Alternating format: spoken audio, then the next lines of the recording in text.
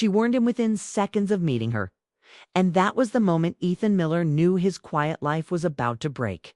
"Stay away," she said, not unkindly, but not unsure either. Her voice was steady, like someone who had practiced saying those words many times before. She didn't explain. She didn't soften it with a smile. She simply looked at him, waiting for him to understand. Most people would have walked out and never looked back. Ethan didn't. He had just moved to Harbor Point. It's a small lakeside town in Michigan where time seemed slower, and people noticed when someone new arrived. After 15 years in Chicago and a marriage that ended without shouting or cheating, just silence, Ethan wanted calm. No drama, no complications. He rented a modest house near the water, took remote consulting work, and planned to rebuild himself quietly. Then he walked into Whitmore Books. The bell above the door rang, sharp and clear. The store smelled like paper and coffee. Sunlight fell through tall windows, dust floating in the air. Behind the counter stood Claire Whitmore, mid-30s, brown hair tied back loosely, sleeves rolled to her elbows. She looked up, met his eyes for half a second, then looked away. Ethan asked for a recommendation. "Something thoughtful," he said. "Something human." She handed him a novel without a word. When their fingers brushed, she pulled back as if burned. That's when she told him to stay away. Ethan nodded. He didn't argue. He paid for the book and left. But the warning followed him all the way home. Over the next few days, he read the novel she gave him. It was quiet and emotional, about people missing chances and living with regret. It unsettled him because it felt personal. He wondered if she chose it on purpose or by instinct.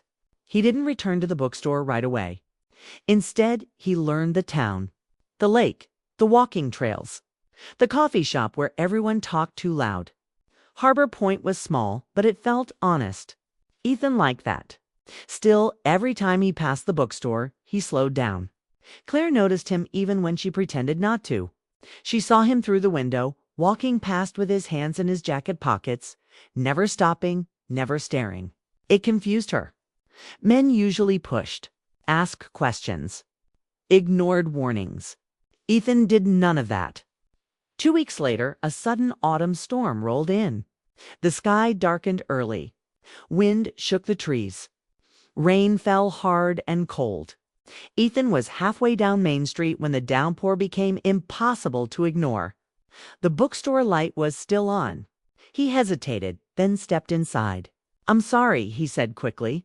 "I just needed shelter." Claire looked at him for a long moment. Then she nodded and went back to her register. They didn't talk at first. The rain filled the silence. Ethan browsed, careful not to get close. After a few minutes, Claire spoke. "You liked the book," she said. Not a question. "Yes," he replied. It felt honest. She nodded once. "That's good." They talked after that. About books, about the lake, about how the town felt different in winter. The conversation moved fast, but stayed safe. No personal details. No pasts. And yet something shifted. Claire laughed once, surprised by it. Ethan noticed and didn't comment. When the rain slowed, he thanked her and turned to leave. "This can't happen," she said. He stopped. "What can't?" She looked tired suddenly. "You coming here?" "Talking like this." Ethan didn't push. He didn't ask why. He simply said, "Okay," and left. But the line had already been crossed. After that, they began running into each other everywhere. At the farmer's market, on the lakeside path, at the coffee shop. Each meeting felt accidental, but neither of them believed that anymore. They talked more. Not long conversations, just moments. Enough to feel something growing. Claire always left first. One evening, as the leaves turned gold and red, Ethan found her standing by the lake, staring at the water. He almost walked away. Almost. "You don't listen well?" she said without turning. He smiled. "I'm trying." "Isn't a game?" she said. "I know." She faced him then. "I'm not someone you should want." Ethan looked at her carefully. "I didn't choose this. I just noticed it." That night, Claire went home angry with herself. She replayed every look, every word. She had told him to stay away for a reason. She had rebuilt her life piece by piece after heartbreak, and she refused to let it fall apart again. Ethan went home restless. For the first time in years, he felt awake. That scared him. Days passed. They kept their distance, or tried to. The town prepared for winter. Boats were pulled from the water. Tourists left. Harbor Point grew quieter. Claire worked longer hours. Ethan took longer walks. Then, one morning, Ethan didn't see Claire at the bookstore. The sign said closed. He felt an unexpected ache. The next day, she was back. Tired, quiet, you okay? He asked before he could stop himself. She hesitated, then said, I warned you. He nodded. I heard you, but you didn't leave. No. She looked at him, eyes full of conflict. If you keep coming back, someone gets hurt. Ethan met her gaze. I think someone already is. Claire turned away. That night, she stood alone in the bookstore after closing. Lights dim, shelves silent. She thought about how carefully she had lived, how safe it had been, and how lonely. Across town, Ethan sat on his porch, staring at the lake, knowing he should walk away, but unable to imagine doing it. The warning echoed between them, growing heavier with every passing day, and neither of them knew who would break first. She thought she had made it clear. She thought the line was drawn.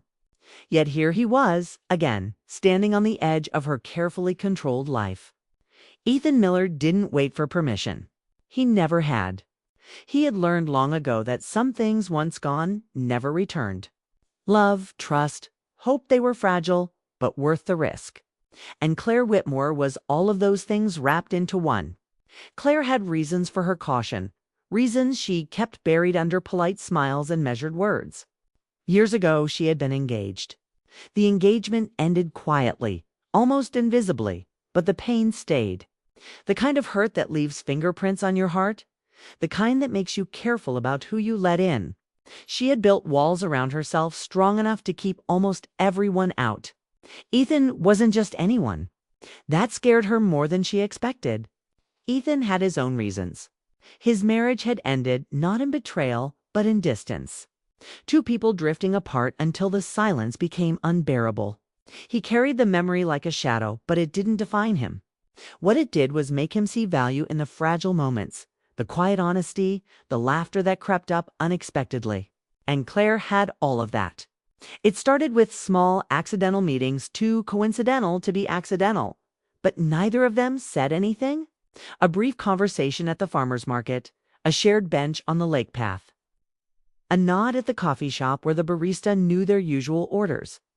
Each encounter pulled them closer, but they never crossed the line Claire had drawn. Then one late November afternoon, the lake reflected the fading sun like liquid gold. Ethan found Claire standing at the pier, hands in her coat pockets, eyes focused on the water. He hesitated, unsure if he should interrupt, unsure if he could leave again without saying something. You keep telling me to stay away, he said softly. Claire didn't look at him. Because it's safer. For who? He asked, stepping closer. For you or for me? She laughed, but it was short, brittle. For both of us, I suppose. Ethan shrugged, almost casually. I don't care about safe.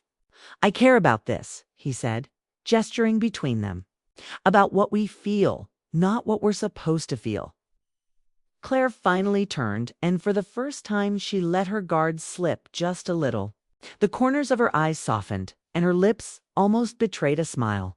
I'm afraid, she admitted. Not of you. Of what comes after. Ethan studied her, understanding more in her words than she realized. We can't know what comes after, he said gently, but we can decide to be here now. That evening, the lake seemed colder, but the air was still. They didn't hold hands, didn't lean in. They simply stood there, to people acknowledging a connection neither wanted to ignore. Words were enough for now.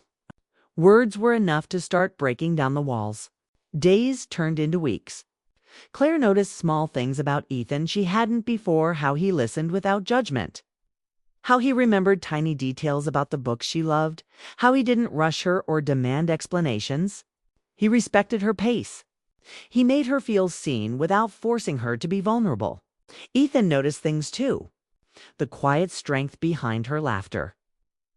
The way she flinched when someone mentioned a broken promise. The way she tried to hide her loneliness behind busyness. He didn't see it as weakness. He saw it as part of her story, part of what made her human. And human stories deserved attention, deserved care. Then came the letter. It appeared one morning on the bookstore counter, unassuming but deliberate. Claire picked it up, her fingers brushing the paper like it contained some secret truth. She read it twice, then a third time. It was simple. No dramatic confessions, no overwhelming emotions, just honesty. I heard you when you asked me to stay away. I tried. But some people don't come into your life by accident. If you ever decide you don't want to be alone in this fear, I'll be here. Claire felt her chest tighten. She had warned him. She had tried to keep him at a distance, and yet he had chosen to stay quietly, persistently, without demanding anything from her. That was the kind of courage that made her want to step forward and risk everything she had built around herself. That night, Claire closed the bookstore early. The streets were empty, the lake reflecting a pale moon. She walked to the pier, the letter still in her hand. Ethan was there, waiting, hands in his pockets, calm but expectant. For a moment, neither spoke. Words felt unnecessary.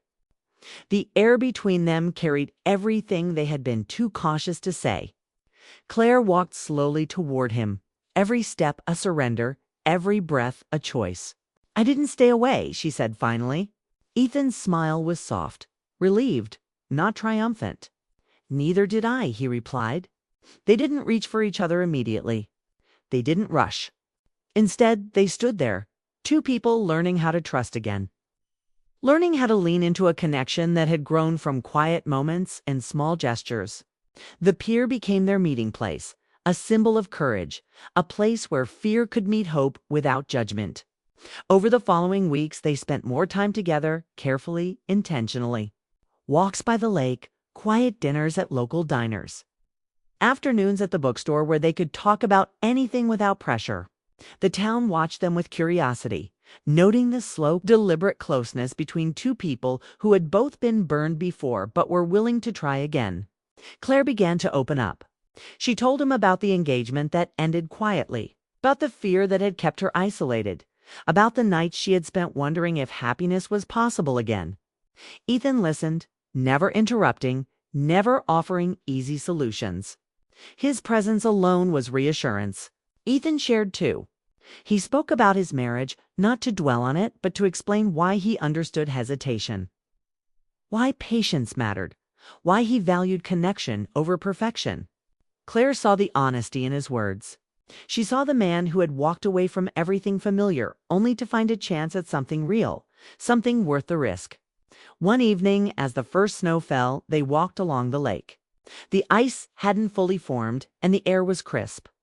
Claire stopped and looked at Ethan, her breath forming clouds. "Why didn't you listen when I told you to stay away?" she asked quietly. Ethan looked at her, thoughtful. "Because some things are worth breaking rules for," he said. "Some people are worth stepping into fear for. You're one of them." Her heart thumped in a way it hadn't in years. Fear was still there, but it was different.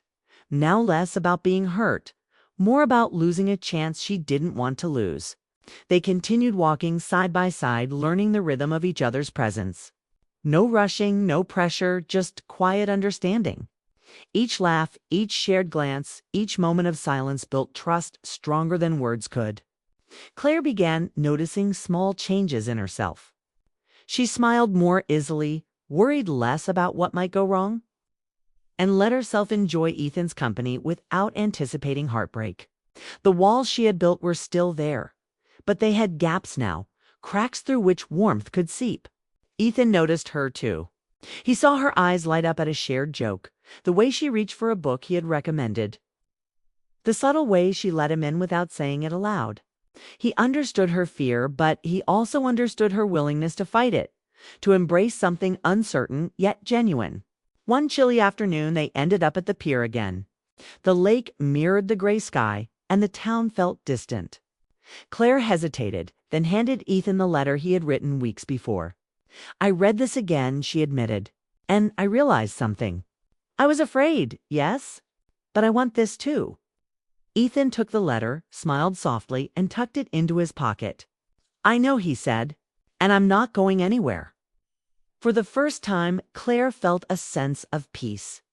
Not because everything was perfect, but because she didn't have to be afraid alone. Not because love solved everything, but because some things were worth stepping into fear for, worth risking old scars for.